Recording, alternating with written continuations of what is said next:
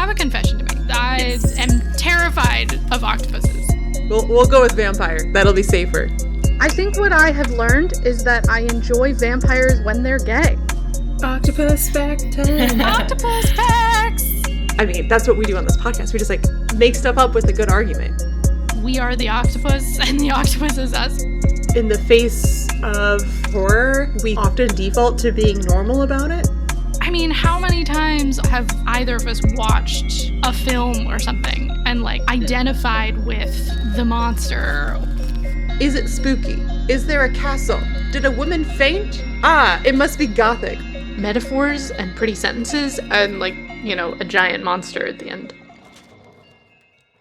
Welcome to The Vampire and the Octopus. A series by Book Club with Julia And Victoria. Two women who would like all of the men in today's book to just shut the hell up. And we'd also like to be your book friends. This is a podcast for the books we just can't shut up about. This week, we're reading The Southern Book Club's Guide to Slaying Vampires by Grady Hendrix, in which a lone vampire comes to a quote-unquote perfect suburban town, weasels his way into the minds and pockets of all the men, and preys on the most vulnerable members of society. Did I just spoil the entire book? I just realized that's pre-spoiler warning. No, I mean, the title of the book is The Guide to Slaying Vampires. So okay. I think the reveal that there's a vampire central male character is revealed to be a vampire is not a spoiler. But if that was a spoiler, I'm sorry. And there will be even more coming forward. So whether you've read the book or not, you're welcome here. But official spoiler warning. There's a lot of twists. We did a ton of research for this series, and only a fraction of it is making it into the show. So for each episode, we're putting together like bonus content for our book club members on all the things we learned and prepared and have thoughts on that like didn't make it into the episode. Victoria just wrote like 1,200 words on Twilight. I wish it was 12,000. I'd have like the beginnings of a book. Right, that's a novel. No. Never mind. Like 1,200 words on Twilight. She just sent me a text that was like, I didn't post the episode, but I do have 1,200 words on Twilight. I know, Julie was like, okay, game plan. Today you're going to post the episode. That's the only thing that needs to happen. And I'm like, you go, project manager, keep us on track. And then like 9 o'clock, 10 o'clock, 11 o'clock at night, I'm still writing my bonus content for our supporters. So I hope our supporters enjoy it. If you want to go support us. This is usually Julia's bit, but I'm going to say it. Yeah, you can go find us on buymeacoffee.com/bookclubwithjv, where you can find that as well as a bunch of Octopus bonus content, all of our archived episodes, and some newsletters and essays and whatnot from the past couple years. Yeah. A treasure trove. Okay, so you have brought this second vampire novel before the council today. What was your experience reading it? Why did you pick this one to be number 2? I am just reminded now of the number of times I bring a book in front of the council and the Council of Julia says, why the hell did you bring this book? Which might be giving away Julia's take, but I honestly didn't think you would. I thought you would like it as much as I did, but I am learning to rein in my expectations about your pleasure of reading vampire novels, which is low. I need to remind myself, you baseline low. I'm so sorry, Victoria. I really, really wanted to like this one. I really did. It started off so strong, and then the rats. I know. So, anyway. Okay, why I picked this book initially. When we started planning this series, I reached out to my crew of bookish coworkers, my colleague Dom. I very much respect him for his taste and opinions, and so I was excited that he sent some recs, including the Southern Book Club's Guide to Slaying Vampires, which sounds a little bit more lighthearted by the title. It kind of has a little cheeky ring to it, so I didn't really know what I was getting myself into it. It sounds cute, and the tone at the beginning is cute. I was very on board for the tone that was established at the beginning of the novel. And then I was betrayed. And then Grady Hendrix is a masterful writer. Yeah. Yes, he is. And brings you into this kind of cute suburban life. You have like the kind of cliches, unfulfilled housewife who's like in the first chapter is like nervous. she's like, I'm going to die, because she has to go present at this like way too formal book club that she's been invited to with all the women who are anything in the neighborhood to talk about like this book that she hasn't read, and she's like, ugh, disgruntled. So it's kind of like the origin stories of this book club, which Julia will give us a rundown of the summary. But yeah, you're kind of welcomed into this kind of like, okay, it's a book club and we're in Charleston, and like, what's going on? Is it going to be funny? Is it going to be dramatic? Is it going to be anything but, unless you're familiar with Grady Hendrix, and no, it's going to be horrifying, which I wasn't. This is the first of his books that I've read, but just the horrific nature, the grotesque scenes. I mean, I did block out the rat scene from my memory until Julia brought it up again, and then I was like, oh, I'm sorry. I also didn't like that, but my response was to forget it completely and not warn you. But I found the novel very captivating and very nuanced, and had me thinking a lot about social issues in our world, how we write about those issues. And it kind of married some of my favorite fiction writing, which is the fantastical lens of a vampire novel, which has been my current special interest, if you will. And also this like historical time and place. So setting us in a tight, very real feeling 1990s Charleston was... yeah, a layer of nostalgia, which I think kind of helps bring together Hendrix's writing style of kind of campy, kind of like pulp fiction horror, but also some deeper threads, and which I will get into more in our discussion, super well-researched vampire writing. So, yeah, as previously established, this one was tough for me. It's scary, it's gross, and it makes you very, very angry at the world, which is a tough combo. Like, you're uncomfortable, like, on a physical level and on, like, a social, emotional level, because you're pissed. So, yeah, I think from the cover and the title and the tone of the beginning, I didn't realize just how horrific it was going to be. Like, I was on board for vampire horror, kind of sexy blood drinking. I was not on board for rats eating faces. I was not on board. I mean, I should have been warned by, like, a feral grandma breaking into the trash and, like, biting off her ear. I should have figured out the tone. Yeah, we should have. From that. I think we both were like, oh, weird, not thinking it's gonna get worse from here. Like, this is laying the groundwork of what's to come. Like, that's, like, the little taster of the future. So I think I didn't properly, appreciate that. And we'll get into this more, but I was a little thrown off as someone who is less well-versed in the vampire world. I think I have a much more simplistic view of what counts as a vampire. And so I was like, I don't think this is a vampire. What is this? So that was a little surprising. I had to stop reading it for like 2 weeks right before the time jump, because I was so furiously angry at the men and so, like, emotionally uncomfortable on Patricia's part, because she had, like, it's that complicated thing of, like, she is right and also not right. Like, she made so many social faux pas on so many different levels, and the men all came in and, like, shot her down, and I was uncomfortable and angry and just like, blah, blah, blah, blah.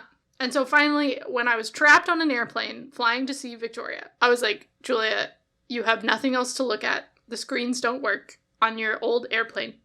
You have to finish this book. So I skimmed it. And once I got the kind of the bare bones of what the rest of the structure was, I went back for, like, some details and stuff. Oddly enough, the, like, sawing of the body parts wasn't as bad for me as, like, the rats. Or the, like, social stress. It was a tough combination of things that are all hard for me, where it's, like, I'm extremely, like, physically sympathetic, so I, like, feel all the gross, scary things in my body, but then also, making social mistakes, and then people not being believed. Like, those are, like, top 3 least fun experiences for Julia. But then, at the very end, I left all of that horrific experience being like, the power of women! I believe women! So, I think it did its job. And I would recommend it to people who like horror. Yes. For sure. Like, I know it's good. It was rough. Okay, you did tons of research on our author. This is much longer than normal, so hit me. Deep sigh. Okay, so we were supposed to record this 4 days ago. And I was like, Julia, I need a little bit more time. She's like, okay, take the evening, finish your notes. I spent more than the evening. I stayed up late. I stayed up longer than I intended, reading about Grady Hendrix, reading his articles in Slate from 2009. Wow. Looking up his wife in the restaurant she works at and wondering when I can go to New York. I shouldn't say works at. She owns the restaurant. She's an incredible chef. From what I've read, I haven't eaten her food. But I'm now very intrigued, and it took a lot of my time. Okay. I mean, sometimes I'm looking up authors for this. I'm like, Julia, I've got 3 facts. This is an author. They are currently alive, and I think they live in this country. Like, there's some authors that decide to be, you know, the books speak for themselves. They don't really put themselves on the internet. Grady Hendrix is not that guy. Yeah. He's an American writer known for his horror fiction, film criticism, screenwriting, and nonfiction writing on a myriad of niche topics, ranging from kung fu movies to, like, every single Stephen King novel. He's on this, like, I guess, vendetta of sorts to review every single Stephen King novel. But the dude publishes so many books that Hendrix is like, I'm barely keeping up. That seems like an impossible task. I don't know if anyone can read Stephen King novels faster than he writes them. Right? And he started at a point in time when Stephen King already had, like, a prolific back catalog. Right. I'll start talking about his professional life, and then we'll jump back to his personal life, because it ties into the book today. So we're going to imagine Grady Hendrix. He's a Southern American who moved to New York for university. He goes to NYU. He starts a professional writing career in journalism, writing for lots of media outlets, including Slate and Variety and Playboy, the New York Post, and as a film critic for the New York Sun. He self-published a novella in 2011 called Occupy Space. It's since been re-released as Bad Astronauts.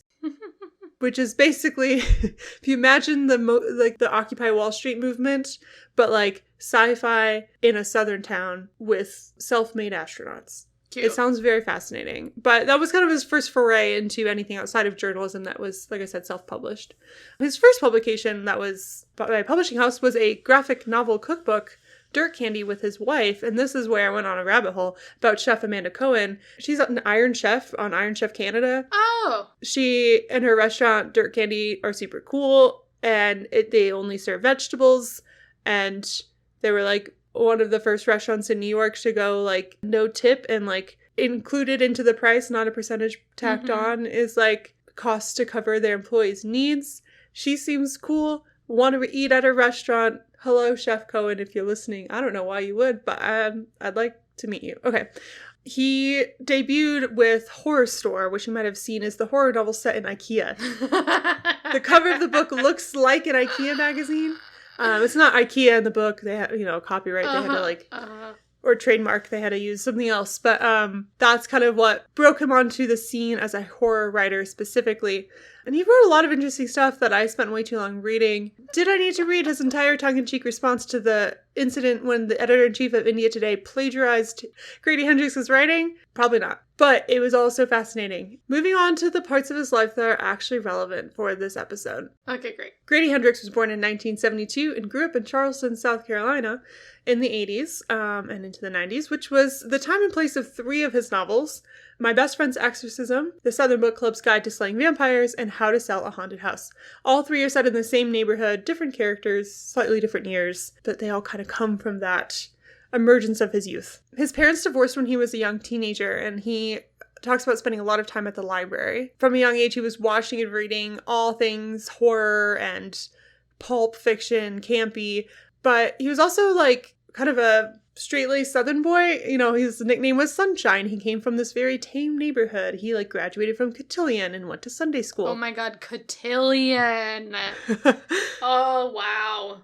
So these 2 kind of, like, elements are a big part of him, both, like, the horror and the scary. He's really in from a young age into reading and watching horror, but also had, like, some elements of a more idyllic childhood in ways. He writes in the introduction or the preface to the Southern Book Club's Guide to Slaying Vampires that, like, his mom and her book club is very much inspiration for this book. And She is the mother of 4 and a former nurse, administrative researcher. Grady's father was a cardiologist, and his mom has been a longtime member of the Literary Guild of Greater Charleston, which was inspiration for the book. I found this quote from his mom really funny. She said, "He had no choice but to become a clever storyteller. The rule at our dinner table was that if you were going to tell a story, it had to be interesting to everyone.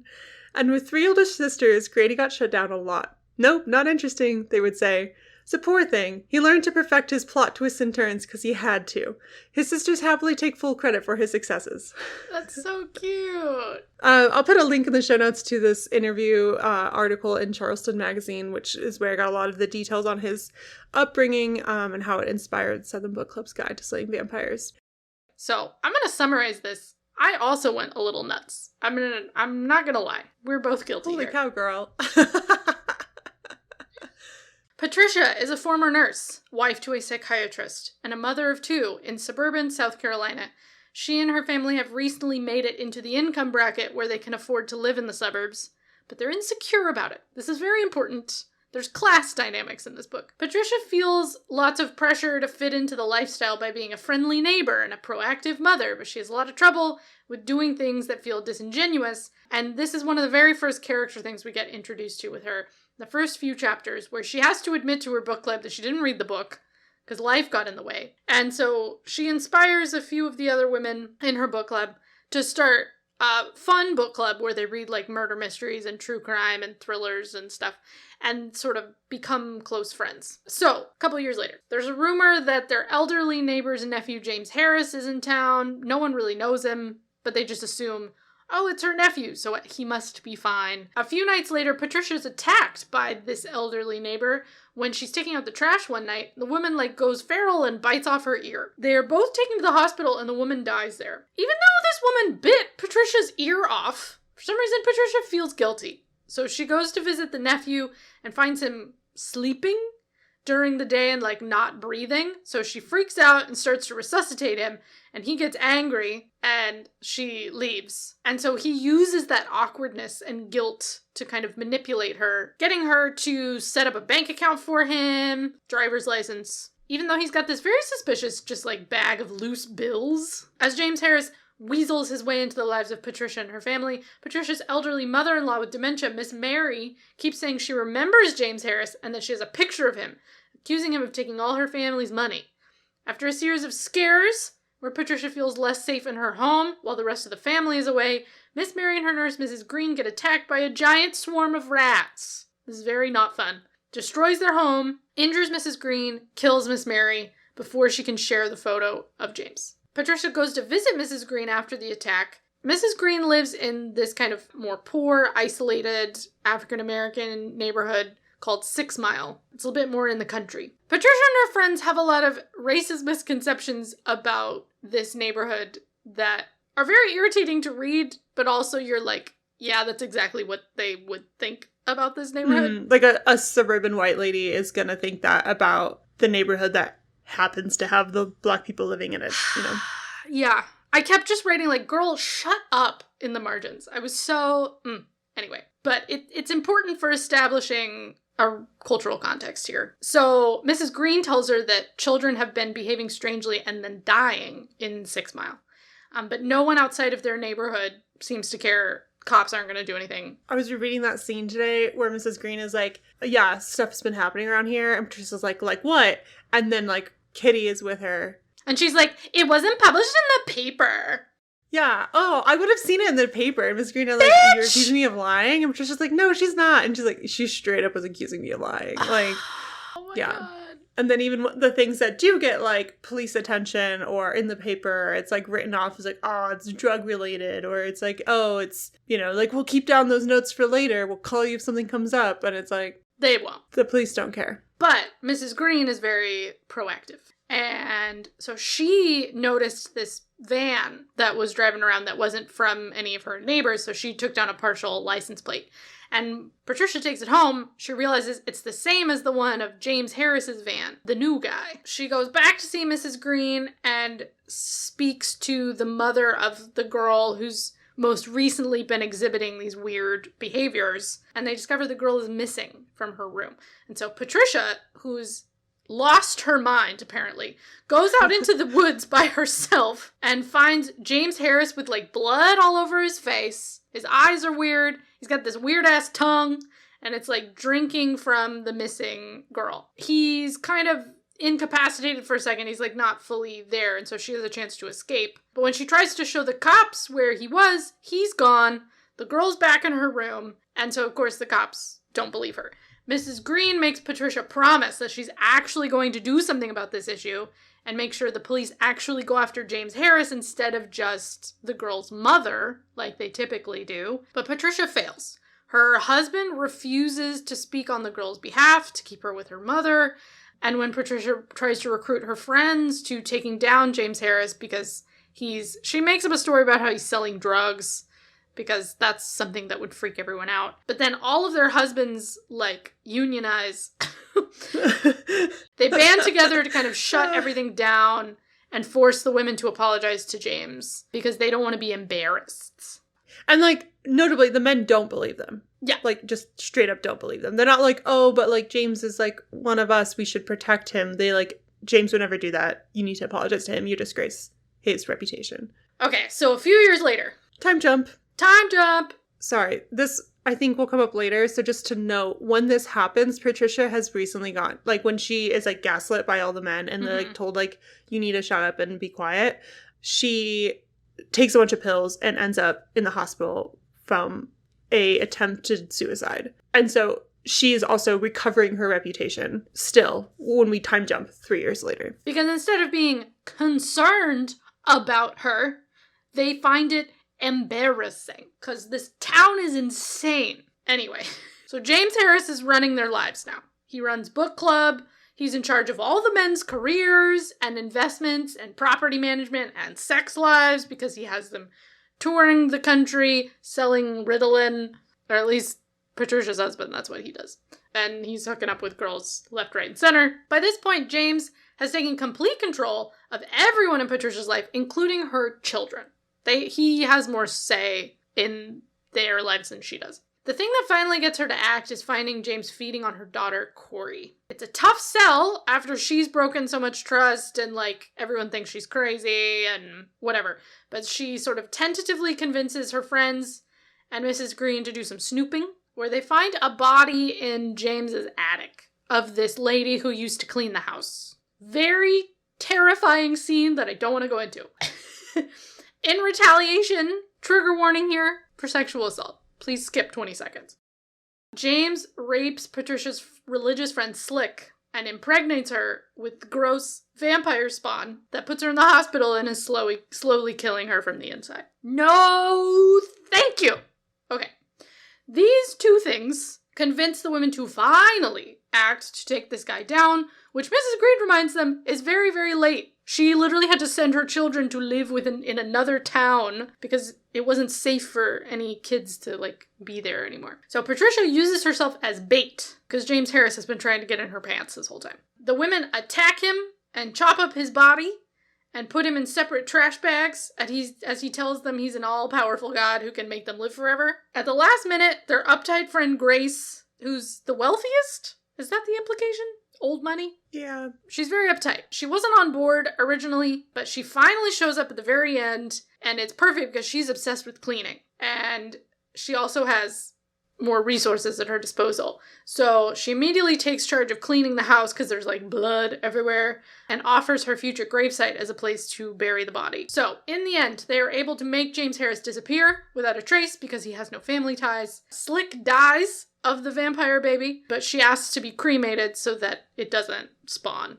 It turns out James Harris put all of their husbands in a bad financial situation.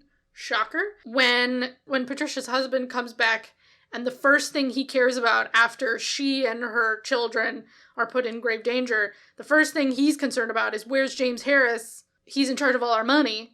She's like, I want a divorce. And so the kids say they want to live with her most of the time. She moves out of the suburbs. We see her much later with, like, a stronger sense of independence, some undying friendships, some scars, and the knowledge that there is an immortal vampire lying in pieces beneath the ground. I think that's it. Okay, so why I picked this book. Yes. I mentioned I thought this added like an interesting perspective to the anthology of vampire novels I selected for this series. So I wanted a book from the victim's perspective. All the ones I had picked so far were all from the vampire perspective, and of all the victim perspective novels I read, this one was the most captivating and interesting to me.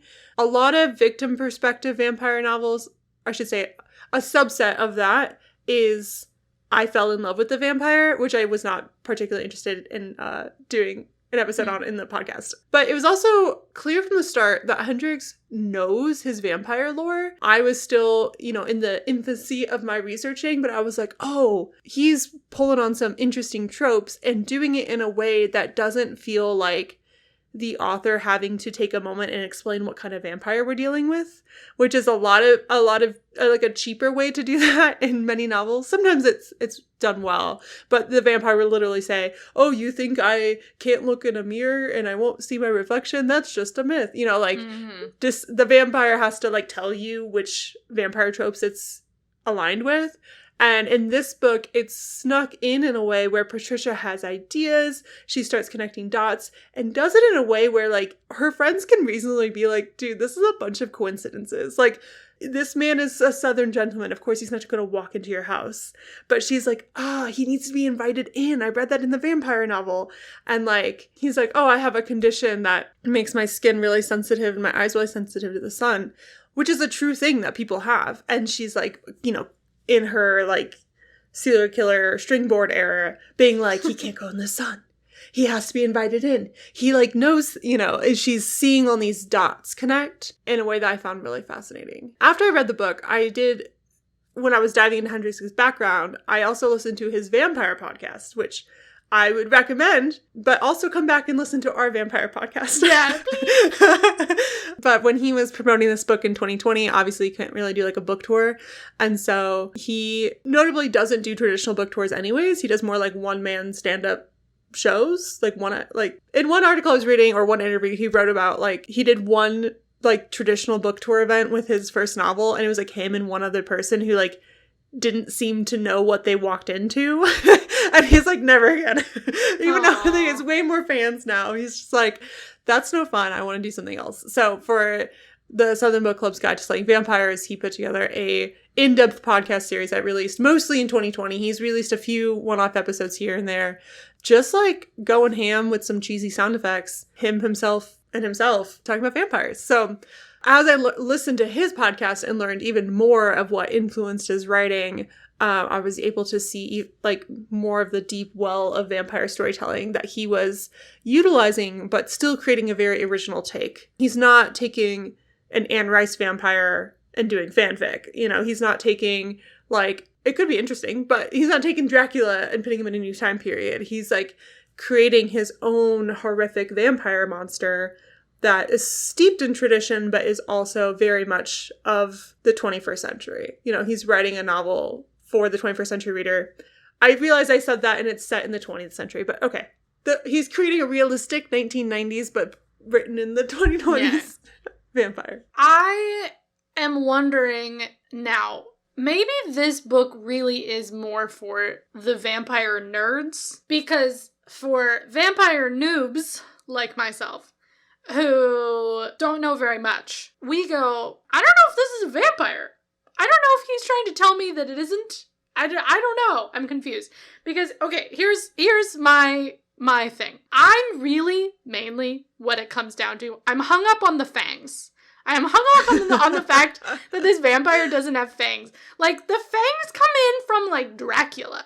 Like, this, not quite the very first iconography of the vampire, but it's pretty dang close. Even the goddamn book cover has a peach with 2 little puncture marks of fangs with blood dripping out. Like, when you want people to think of a vampire, you give them little fangs, little long teeth. Like, you can just have the teeth and people know, ooh, vampire. You can add teeth to, like, the text of something and people are like, ooh, vampire.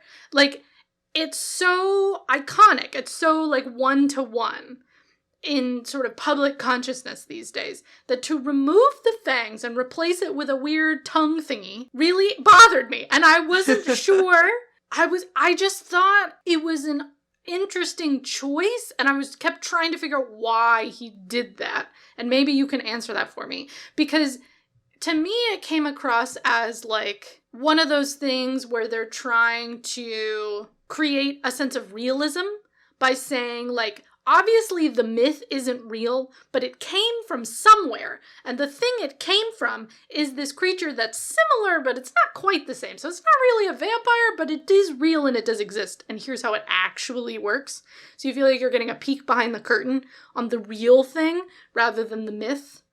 That's kind of what it felt like he was trying to do, that maybe it creates more reality for the reader because the main character is in a book club where they read vampire books.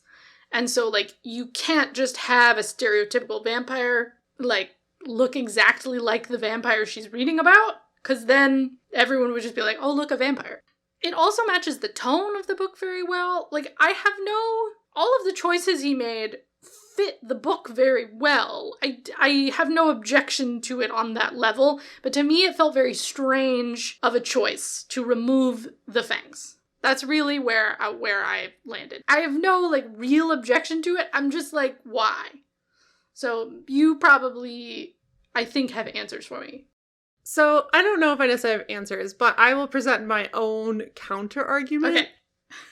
And, like, I understand, like, I get it. On, like, the fang level, I hadn't even caught that detail on the cover of the book. That it's, like, of all the vampire-y things that James Harris does, the one that he doesn't have, they put on the cover of the book. So, okay, the proboscis. So, that is, like, what the pointy thing, tongue thing is called. I had a good laugh because I was reviewing our Introduction to Vampire episode. I asked you to describe a photo of a vampire that I sent you, and the very first thing you said is, he has a proboscis coming out of his mouth. Or, like, he has a proboscis that he's using to, like, drink blood.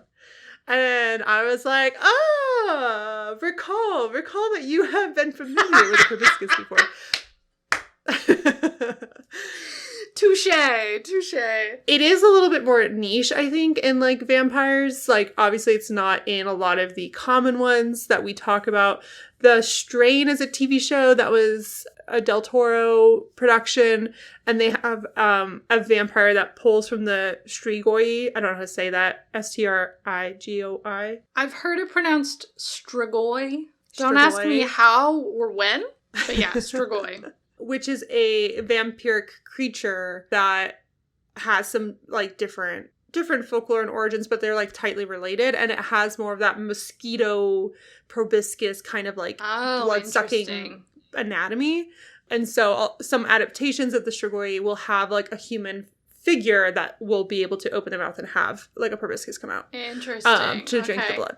So he's riffing off of the existing tropes, but to your point, it is a choice to go with the less recognizable one.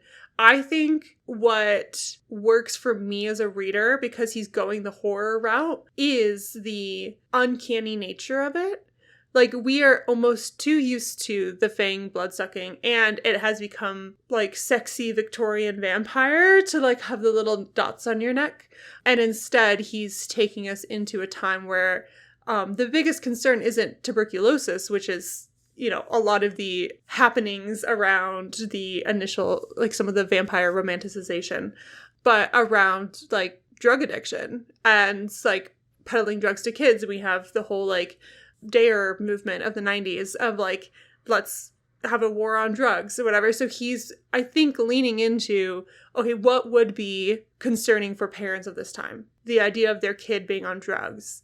And so, okay, how do we create a vampire around that? I don't know what came first, chicken or the egg, if he came up with this proboscis James Harris character and then the drug analogy, or if he started with that. But I think that's where I land there. I think it's like you said, it works with the book, but I agree with you. It's not, like, the most iconic I'm a vampire. And it actually just was like, oh, I'm curious, is that a thing in other vampires? And then as I researched, I was like, oh, turns out it is. Also, something that you have, and something that I got a little stuck on was, like, James Harris says he's not a vampire. He's, like, something else. he's some kind of greater godlike thing, and he describes what he is, but basically describes a vampire. But he says he's not a vampire. And when Patricia is telling her friends, like, I think he's a vampire, or something like that. He's something like that because of these, and these reasons, and he killed this person, and here's what he did to Slick,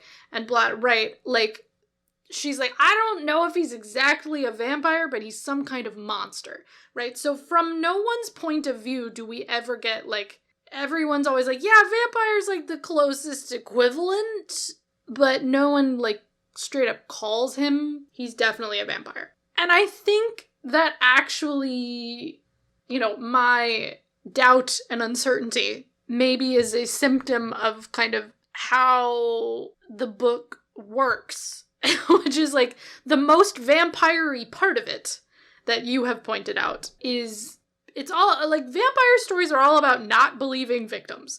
I don't think that was the original intention when the dudes wrote these books. But that's what they end up being about, is like, let's not believe women. Let's not believe victims. And this book very, very much plays on that, and that's what felt the most essentially vampire-y to me. Because you have taught me well in that particular aspect.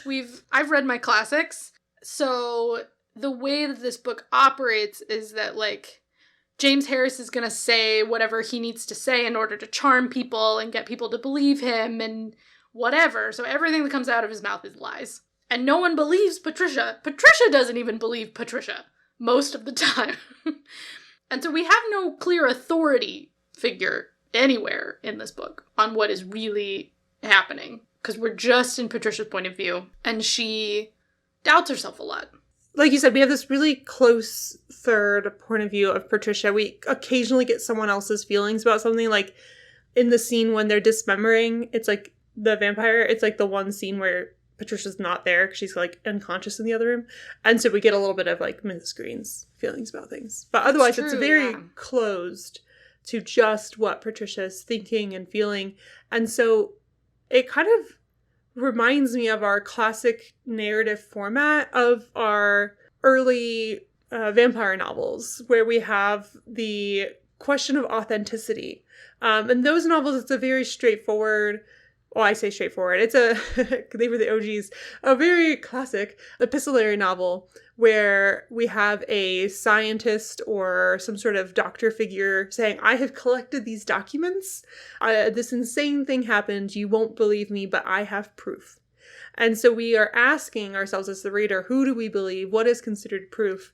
And we watch the characters kind of enter this arena of, do I believe you? Like, what you're saying is too fantastical. Like, one of my biggest frustrations with the men in Dracula is, why aren't you listening to Mina? Why aren't we listening to this woman?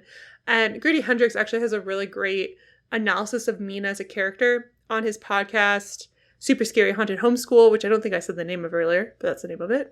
The episode is Vampire English, and it's really quirky. He gives a bunch of, like, pseudo literary analysis. He does like a little game show. It's like, what is Dracula about? And like he like does all the voices of these different literary critics trying to argue what Dracula's about. And then he gives his. Cute. For this novel, we don't have like any voice that's saying, I know what's happening. Right? We've thrown that character out. We don't have this overarching scientist or doctor saying, I know what's happening. Yeah. And so we're even more thrown into this, because I don't think the modern reader would really jive too well with that kind of level of like, I know what's happening. Except for the Carmilla reprint, which you just got. Okay, so I know as soon as those words left my mouth, I was thinking of Seth Grahame-Smith's Abraham Lincoln Vampire Slayer. I was like, oh, that was pretty effective. And then Carton Maria Machado, yeah, her edit on Carmilla is so good. But I think the thing that both those people have in common is they are, like, one's posing as historian and one is actually, like, a literary critic. So we are no longer in the, I'm a scientist and this is real, because no one would believe that a scientist believed that, right? Yeah. We are now in the, I am a scholar of myth, and I think this might have some merit to it. What I think the narrative choices are doing here is highlighting one of the central themes of the novel, which is, do we believe women when they report harm? And then also, do we believe Black communities, specifically Black women, when they report harm? And in the end, the women are not believed by anyone else, so they have to take matters into their own hands. The first of our 4 major tropes of vampires that we are exploring in this series, which is pursuit of justice. And we see this here with our group of women who, at first, white women are going towards the ideas of justice they have. The police will help us. Our husbands will help us. And they are shocked when they aren't believed. And we have Mrs. Green being that foil in a way to be like, did you think that would work? Like, yeah. You don't know about my community, and you come in here and you make assumptions about how the police would respond to us, how the journalists would respond to us, but like, that's not our experience. Like, we don't get justice, especially not through those means. I think the most interesting turn is watching Patricia's perspective of her mother-in-law change over the course of the book. Because at the beginning, Patricia sees her as this crazy, ridiculous, very embarrassing. She's very embarrassed by her. You know, it's like, why am I taking care of this woman? At the beginning of the book, Miss Mary kind of takes on a Shakespearean fool kind of figure position. She's completely ignored because of how ridiculous she seems, or because she is treated like, you know, she's not mentally there anymore. But she's the only one speaking the truth about this situation. I think one of the best examples, this moment when James Harris is first coming into Patricia's home, and Miss Mary freaks out, and Patricia's super embarrassed. And Miss Mary says, "You thought no one would recognize you, but I've got your photograph, Hoyt." Then she spat. She meant for it to be a country hawker, something sharp that would slap the dirt, but instead a wad of white saliva thickened with vanilla ice cream and speckled with chicken oozed over her lower lip, then rolled down her chin and plopped onto the front of her dress. So we get this, like, she's painted this kind of ridiculous figure, you know, so that everyone perceives her as crazy, but she's the only one who recognizes this guy from when he screwed over her family when she was a little girl.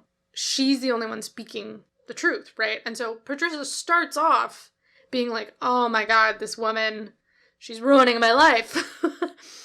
But by the end, she has this really powerful, like, Miss Mary ends up being the reason that she and Mrs. Green are able to reconcile enough to work together again in order to take this guy down, because they're both doing it on behalf of Miss Mary. They're like, I don't know if we can reconcile our differences between the two of us, but we both care about this person of Miss Mary. She is like a ghost and is warning us. That was a little funny. So we're going to work together for her sake. And Patricia realizes that, like, Miss Mary had not come to warn her son. She'd come to warn her, Patricia. Like, she only had enough faith in the other women to, like, do something about it, because she knew that the men wouldn't believe them. And so I feel like that particular journey is a great example of, like, Patricia's coming to an understanding that, like, that is coming to the sad reality, waking up to it in a way that they're not going to be believed. And they can't just wait around. They have to, like, take shit into their own hands. And a lot of Patricia's journey is just a matter of learning to believe herself. There's so many times when you just want to scream in her face, where she has this moment of doubt, and she tells herself it's not real. You should feel ashamed of those feelings that you have. Like, how dare you feel suspicious of this man? He's your neighbor. You know the rules of this neighborhood. You're supposed to follow them. Why can't you follow them like a good little girl and blend in? She's putting all these sort of external pressures and societal expectations on top of herself. And one of the ones that drove me crazy was when she's going to help James Harris at the very beginning, setting him up for success and her for disaster. She's going to go with him to the bank. And she has this moment where it says, an image of Ted Bundy with his arm in a fake cast asking Brenda Ball to help him carry his books to his car flashed across Patricia's mind. She dismissed it as undignified. And I'm like, no, girl, that's your intuition.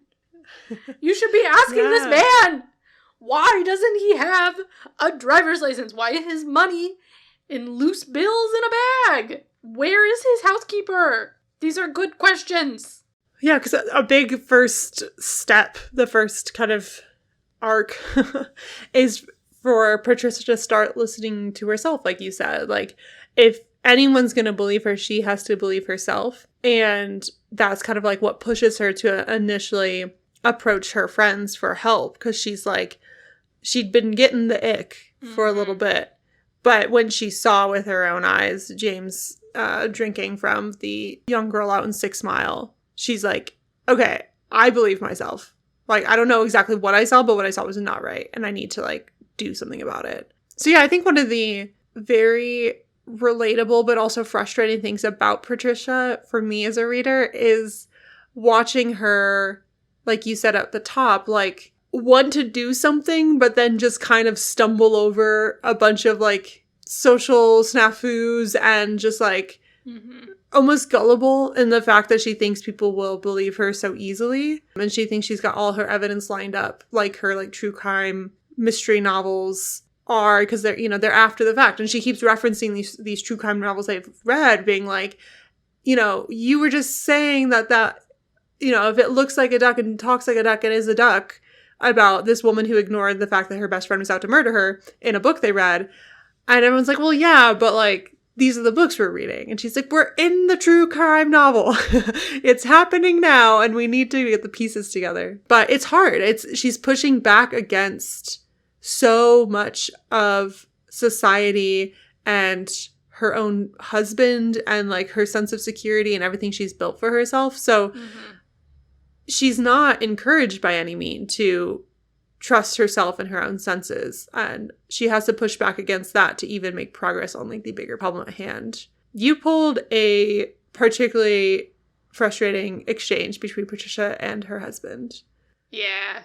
I think making her husband a psychiatrist was a particularly genius stroke because of this era, and, it was becoming kind of in vogue, but also, like, he is in a prime position and is kind of an authority to start declaring that she doesn't know what she's talking about.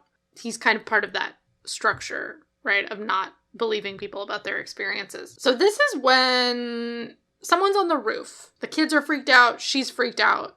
James Harris mysteriously appears at their back door. What a coincidence. Her husband comes home. He says, I'm not saying it was your imagination, but you're always keyed up after your meeting. Those are morbid books y'all read. I want an alarm system, she told him. How would that have helped? He asked. Listen, I promise for the next little while, I'll make sure I'm home before dark. I want an alarm system, she repeated. Before we go to all that trouble and expense, let's see how you feel after the next few weeks. Like, he's treating her like she's had an episode, rather than like, so there was a threat to my home and my family, and I need to make sure they're protected, right? Like, that's his angle from the very beginning, and he's such an asshole. He only cares about himself. And so then, like, you can understand why Patricia is unable to enact change the first time around when she's trying to advocate on behalf of this girl that she found in 6 Mile.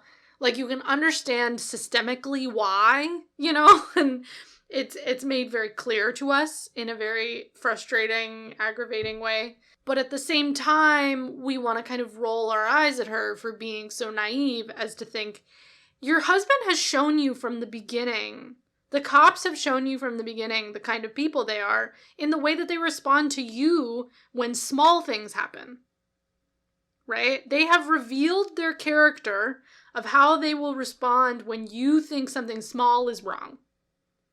They treat you like you're crazy and they dismiss it and they say, okay, ma'am, Go back inside, get some rest, don't read these books, whatever.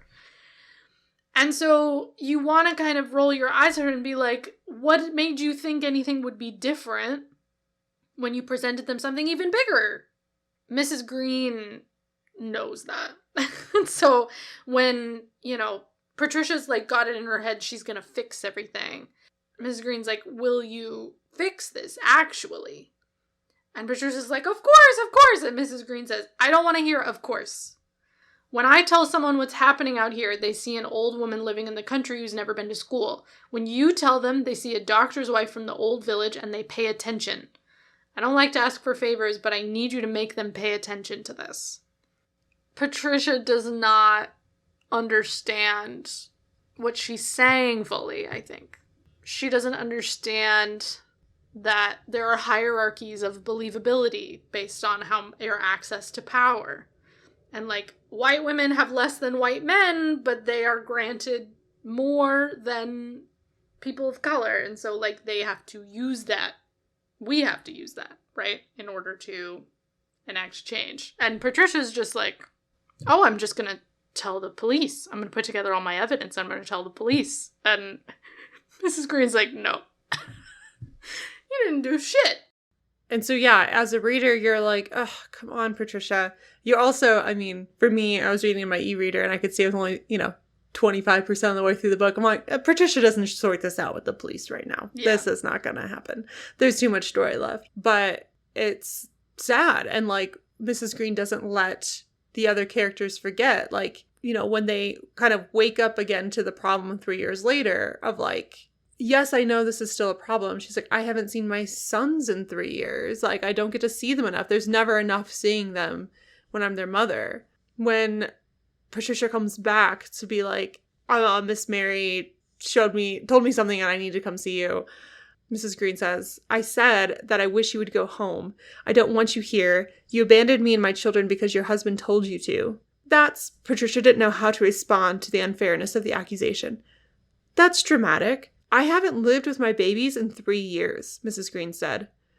Jesse comes home from football games hurt and his mother isn't there to take care of him. Aaron has a trumpet performance and I'm not there to see it. No one cares about us out here except when they need us to clean up their mess. You don't understand, Patricia said. They were our husbands. Those were our families. I would have lost everything. I didn't have a choice. You had more choice than me, Mrs. Green said.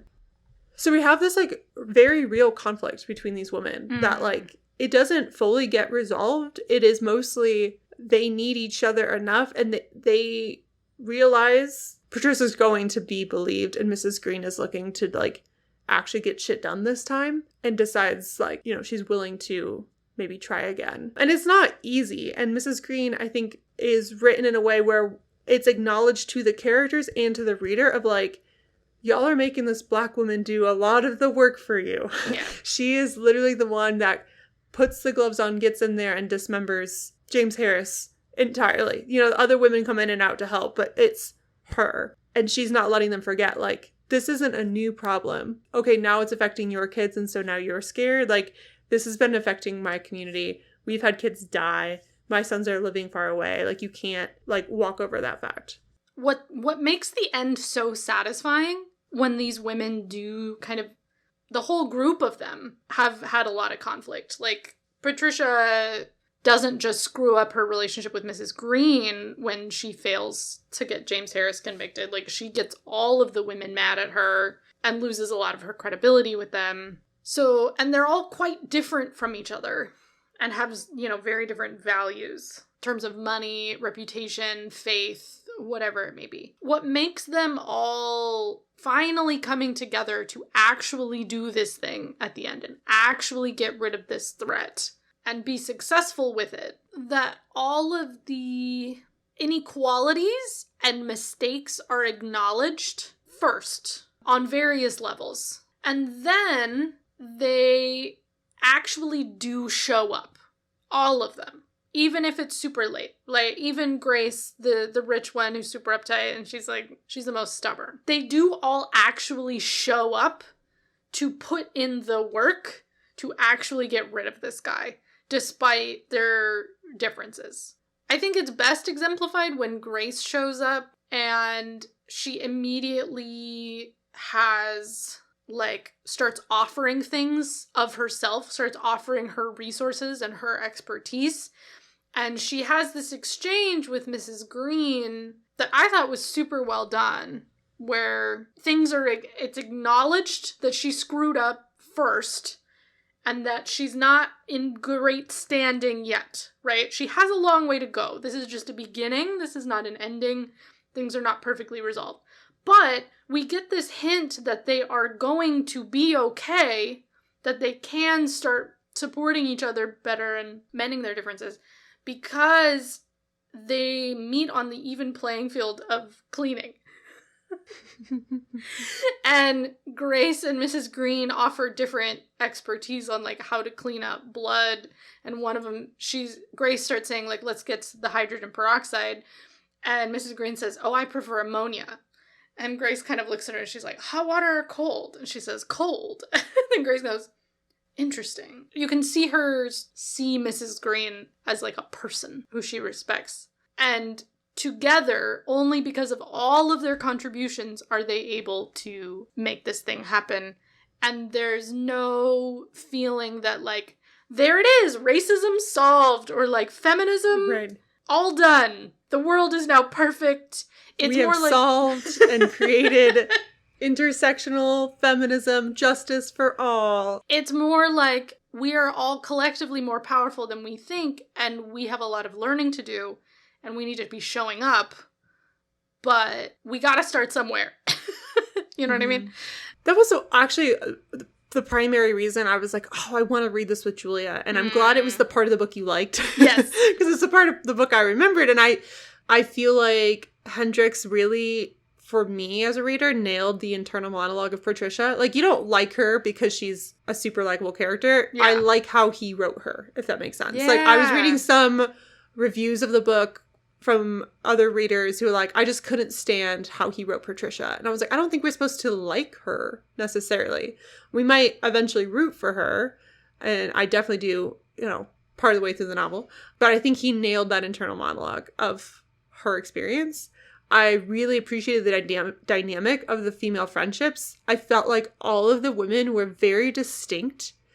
They were their own characters that had their own relationships with each other. And like, yes, there's like 5 of them, so it's a little hard to like remember all of their relationships to each other. But at least like Patricia, like I felt I could nail which, like, if they said a name while I was reading the book, I'm like, oh, yes, Slick is that one. Mary Ellen is that one. Mary Ellen is probably the least developed of all of them, but Slick, Kitty, and Grace, I felt like I had a good... I had trouble for a while. I had trouble associating their name with their personality, because I remembered, I was like, there's the religious one, there's the rich one, there's the sporty one, who's kind of a bitch. Like, I remembered their kind of archetypes, and the Mary Ellen has, like, no personality. I don't really know her. I don't really get her. I had a little trouble remembering whose name went with whose personality, but by the end, I was good. But yeah, they were just, like, white mom names. I don't know. Okay, fair. But their personalities were very distinct.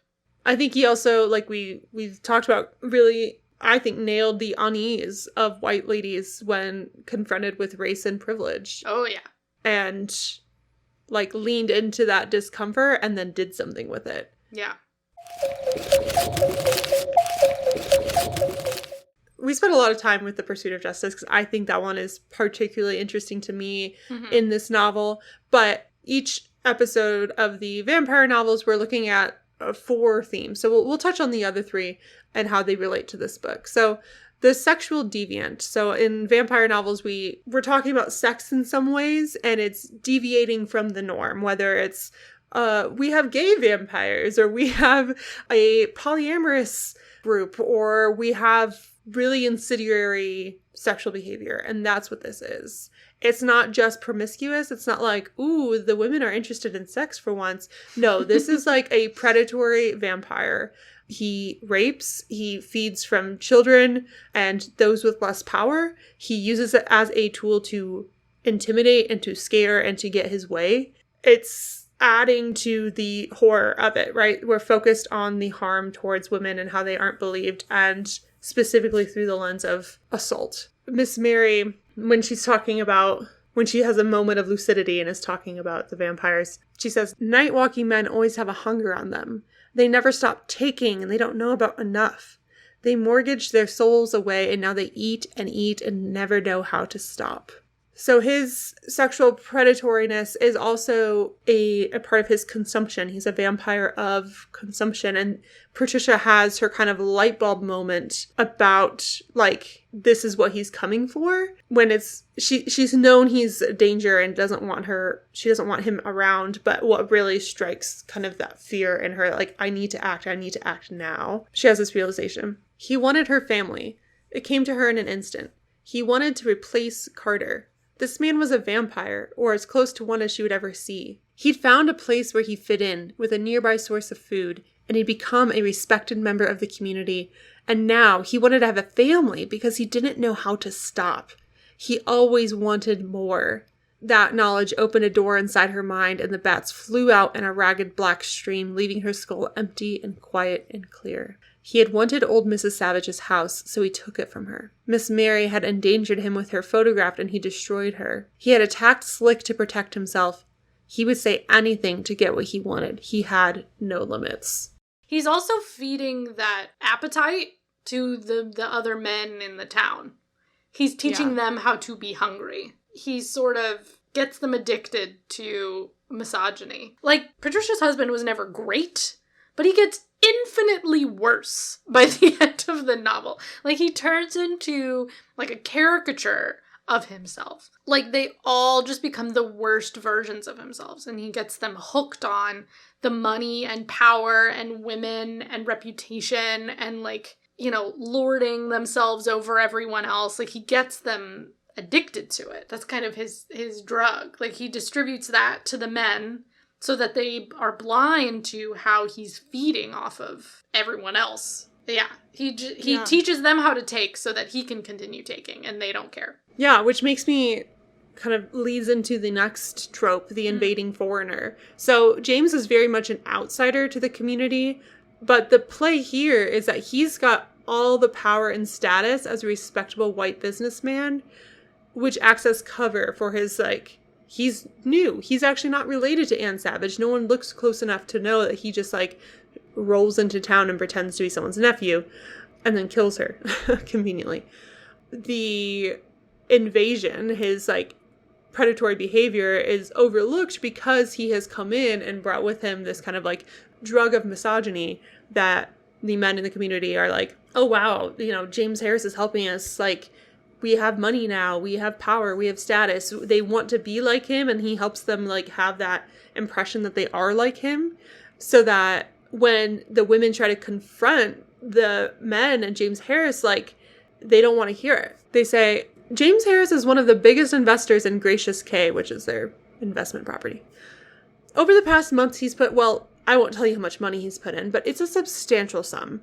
And in that time, he's demonstrated to me that he's a man of character. And later, we're men of standing in the community, Bennett said.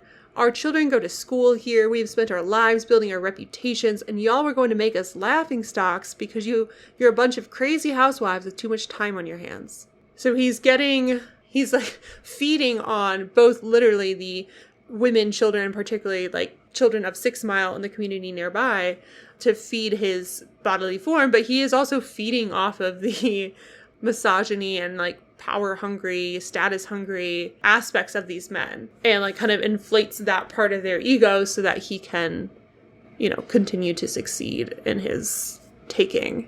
He creates kind of an impenetrable wall of awfulness around him so that he doesn't really stand out in a way, because like all the men around him look like him. And so it's like if you call out him for being a monster and they just go, no, he's just like us. And it's like, yeah, that's part of the problem. But also he's not exactly like you because he literally drinks blood, but also very much like you. In a lot of vampire novels, when we look back, we get a chance to see, like, okay, who are people afraid of at the time of this book was published? Like, what is the common fear? So reading back in time to the 19th century, 20th century, depending on who's writing it, we're seeing what we would read as, like, racism and xenophobia in these othered vampires. So we see like fear of the foreigner in that way of like, oh, like watch out for the vampire who comes in to wreak havoc on our protagonists. But in this 21st century novel, we're examining a monster that's exploitative but not othered. Like they overlook the otherness because he's too much like them. But what we are examining is the very real fear for the safety of women and children. Just dropping some real and sad stats for the day. 1 in 5 women in the U.S. experience completed or attempted rape during their lifetime. Like, this episode is coming out after the social commentary on Bear versus Man. If you don't remember what that's about, you can go back and find that on the internet. I was surprised that anyone was surprised that most women would pick Bear. That was the most enlightening thing to me. I was like, you're surprised? Yeah. That we would pick Bear? There's whole novels about a man in the woods. That's their primary murder ground. And you want to be surprised we're going to pick Bear? Girl. Or boy, I should say. So yeah, I think it's not at all hidden in the text. It's very plainly at the forefront that the horror that we are concerned about, or that Grady Hendrix is concerned about in his novel, is assault and rape of women and children. And actually, now that I think about it, because you pointed out the kind of, like, this is very much a 21st century novel written for a 21st century audience, but it is about the 90s, the 80s and 90s. And the primary fear then was drugs. Mm-hmm. But the interesting thing here in this book is that there are no drugs. There's just systemic power and oppression that uses drugs as an excuse to not help people. There is no spoon. I like your thinking. That just occurred to me, and I think that's very clever. Is he's playing on multiple levels of predominant fear. He's like pointing out the predominant fear of that era, or I should say the predominant fear of white people. Because we did not see it for the very thinly veiled smokescreen that it was. And also then the real terror at the heart of the book is very contemporary and very much like in the current conversation. What's the last one? The Cursed Immortal. So this one I feel like is like it's present but not like a huge talking point in the book. So saving the smallest for last, the smallest point. There's a couple ways to take this. So his immortal life, if you can call it a life, is a curse on the communities he preys on because he never stops wanting, never stops taking, and he goes on and on forever until he's been apprehended.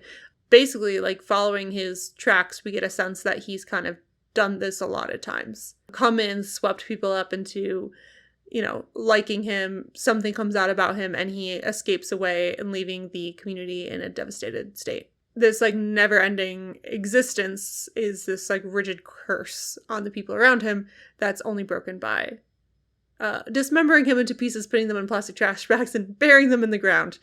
That are still wiggling. Very gross. Like I said at the top, I was interested in finding reading novels that were from victim perspectives that don't grow empathy necessarily for the vampire. And when he's in the tub and they're preparing to dismember him, they're in the act of dismembering him, he shows no remorse and just continues to play the same card, which is, I will manipulate you into doing what is best for me.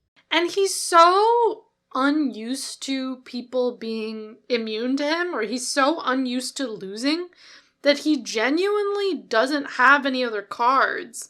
Because, like, he's just so used to everyone wanting what he has to offer. And he's so full of himself. He starts sort of revealing little hints of history in the past.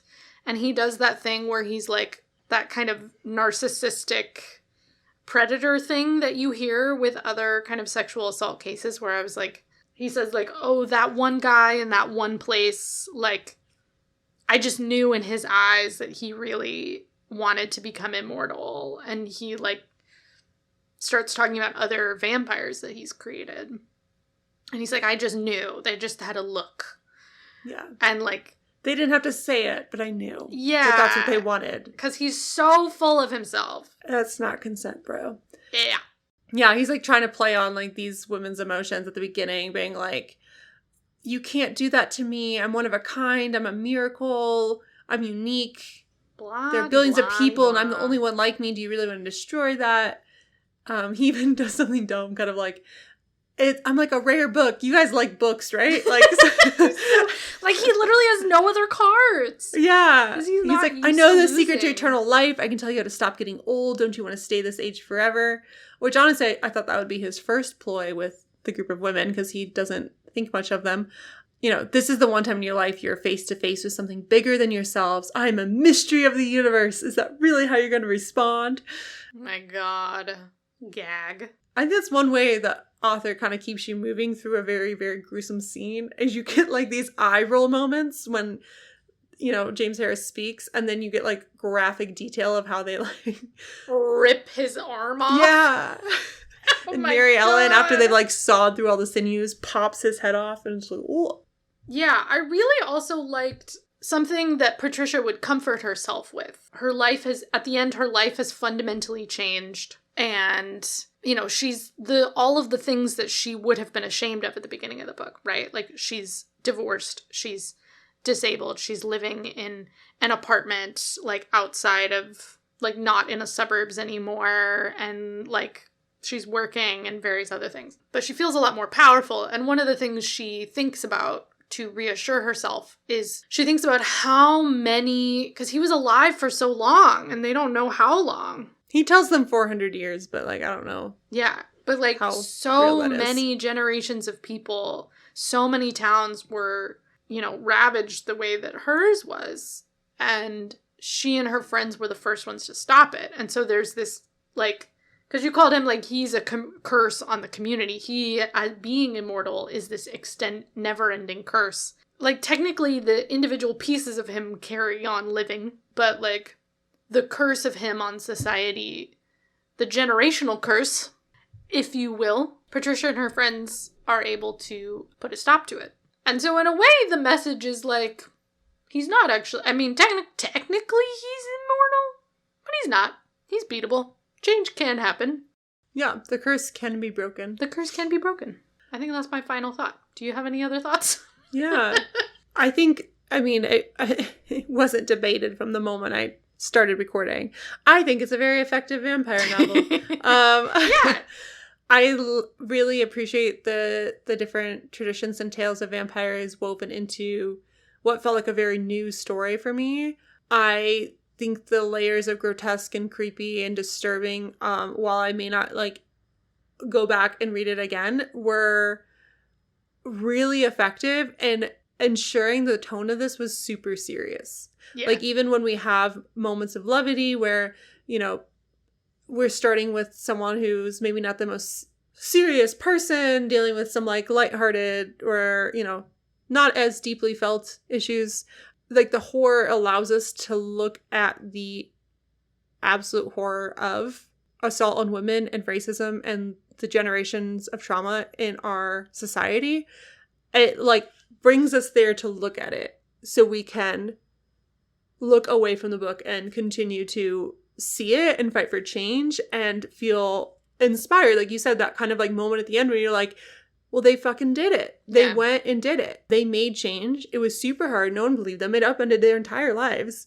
But Patricia ends knowing like it was worth it for her, for her community, and for the generations before that weren't able to break the curse. For those who read the book, or those who didn't and are like, I heard enough, I don't need to read it myself, what would you recommend they check out next? I went more with the kind of women not being believed about sexual predation route. So I would say there's this really incredible show with two of my favorite underrated actresses, Toni Collette and Merritt Wever. It's called Unbelievable. I think it's on Netflix. It's about these two female detectives who track down a, like, serial rapist.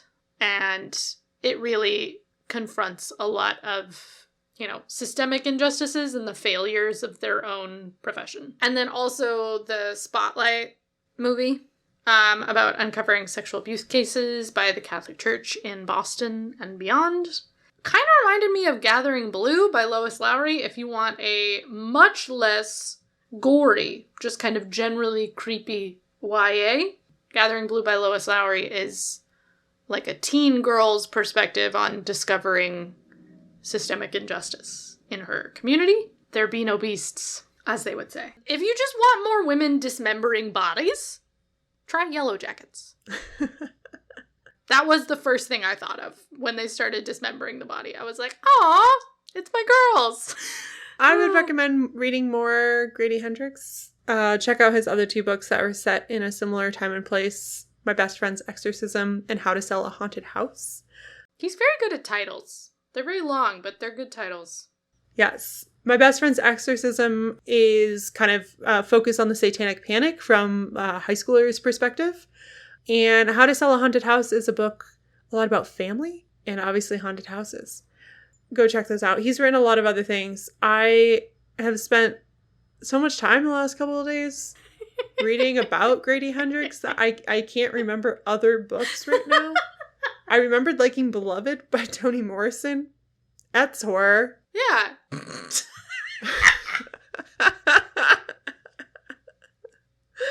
I'll come back enough. with more recommendations.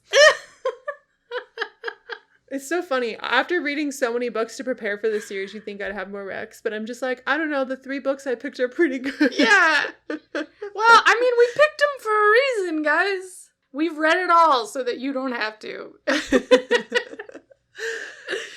All right. What are you currently obsessed with? What is giving you joy? All right. Well, speaking of vampires, the gays are messy, let me tell you. Interview with the Vampires Season 2, Episode 5. Holy shit, guys. Whew. Man, marriages are ending. It's so, guys. Oh my god. It's just... Is that a spoiler? Not really. This is my Real Housewives, this show. So, I mean, and it's very artful as well. Like the writing is incredible. So good. I still need to give you that password so you can watch. I'm waiting. On a lighter note, I have been binge watching the show Hacks all weekend. Because my roommate's really into it and season 3 just finished. And I'm having a blast. It's great. Unlikable female characters, classic comedy. All the side characters are wonderful, which is, I live for a good side character. That's really what I'm here for. I'm not really here for the main characters. I'm here, side characters. And they're great. And then, the most iconic comedy podcast of all time, Who Shat on the Floor at My Wedding, has a season 2 called The Tiny Suit Case. And it's the case of the tiny suit. Anyway, if you want some, like a spoof on true crime, this is where it's at. Anyway, how about you? I want to say I had a busy weekend. But really, I read 350 pages of the Poppy Wars book 2, The Dragon Empire, and had a normal weekend. So therefore, it felt very busy. Yeah, that'll do it. It's so good. We flew to a wedding. The only things I had to do was, attend a cocktail hour, attend the wedding and the reception. Otherwise, I was just reading the book. I was just in the hotel room reading the book. And additionally, Varun got a game on his phone. It's a board game, but he got the app version called Through the Ages. So while I was reading my book, he was playing Through the Ages. And then on the plane ride home, he's like, you should learn how to play this game so we can do pass and play. And I was like, okay. So then I spent the rest of that flight learning the game. It is also really fun. So I would also recommend Through the Ages board game at the app version. I like that it deals with all your resources for you because it seems like there's math involved if you play like tabletop, which feels like an element I'm happy to get rid of. Anyways, that's what I've been literally obsessed with. Those are the 2 things I primarily did this weekend. And Grady Hendrix, apparently. Yeah. Just learning all about him and his Iron Chef wife. Yeah. Anyways, thanks for joining me. I would like to say I won't accidentally bombard you with a horrific novel in the future without warning, but I can't promise I won't forget. Honestly, to give you a little heads up. It keeps me on my toes. So yeah, stay tuned for our 3rd and final octopus book next time. We're gonna get a little creepier, a little more intense. So we'll see you guys next time. Happy reading. Bye! This has been an episode of The Vampire and the Octopus, a special series from Book Club with Julia and Victoria. Thanks for listening, and thank you to our members who keep the show going. You can support the show and also receive access to exclusive bonus content, including our film club, newsletters, and archive of the first 50 episodes of the show at buymeacoffee.com/bookclubwithjb. This episode was co-hosted and produced by myself, Victoria Bruick, and Julia Clausen. Our music is composed by Greg Bruick. Our logo was designed by Gabby Thubland. We want to know what you're reading and your bookish thoughts, so you could reach us at our website, bookclubwithjb.com, on Instagram at bookclubwithjb, or by leaving a review on Apple or Spotify. We'll catch you next time. Happy reading.